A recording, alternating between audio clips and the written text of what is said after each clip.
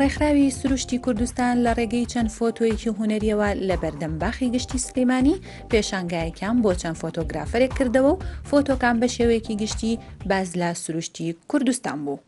ئێمە وەکو ڕێکخراوی سروشتی کوردستان پێشتر کارمان کردووە بۆەوەی ئەو کێشە ژینگیانی کە هەیە وەکو زەنگێکی مەترسیدار بیگەنین بە بەرپرسان و بە هاوڵاتیان. بەڵام بەشێک لەو کێشانە لە ڕێگەی چالاکی جۆرا و جۆرە بوون. ئێمە ئەمڕۆ بە باشمان زانی کە لە ڕێگەی کردنەوەی پێشانگایەکی فۆتۆگرافیەوە ئەو کێشە ژینگیانەی کە هەیە ئەو مەترسیانی لەسەر ژینگەی باشووری کوردستان هەیە بتوانین بیگەێنین. سەر لە بەیانی ئەمڕۆ ئێمە لە ئەنجومەنی پارێزگای سلێمانی کێشەکانمان بەدەسەڵاتداران گەیان.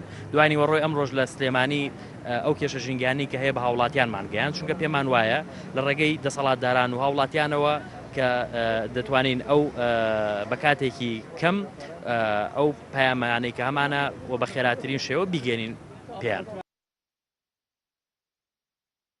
سەرجەم فۆتۆکان 18 فۆتۆ بوون. ئەو کارەساتانەی کە بەسەر ژینگەی کوردستاندا هاتبوو دەیانگێڕایەوە. فۆتۆکان 18 فۆتۆی ژینگەین کە کارەساتی ژینگەی نیشانەدەن، 10 فۆتۆگرافەری ژینگەی تیانە کاریان کردووە کە بەشێکیان ئەزمون و تەجروبەی تایبەتیان هەیە و زیاتر ئەوەی کە بەلای ئێمەوە گرنگە نیشاندانی ئەو کێشە ژینگیانەی بە شێوەیەکی گەورە و زەق. بۆیە بەدڵنیایەوە گە تەماشایت ئەو وێنانە بکەی ئەو وێنان ئەو کێشانە و کارەسات دەبینیتەوە. بڕیارە ئەم پێشانگا فۆتۆگرافیا ببرێتە شارەکانی دیکەی باشووری کوردستان تاکو فۆتۆگرافران بتوانن ئامانجەکانیان بگەێنن.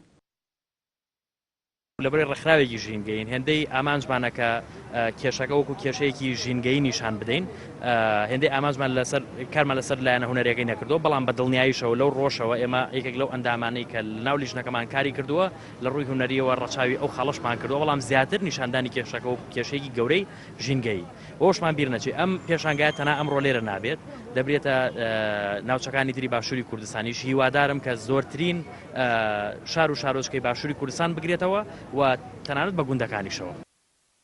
ڕێکخراوی سروشتی کوردستان ڕێکخراوێکی ژینگەییە، لەسەر بوارەکانی ژینگە کار دەکات و ئامانجی پاگراگرتنی ژینگەی کوردستانە.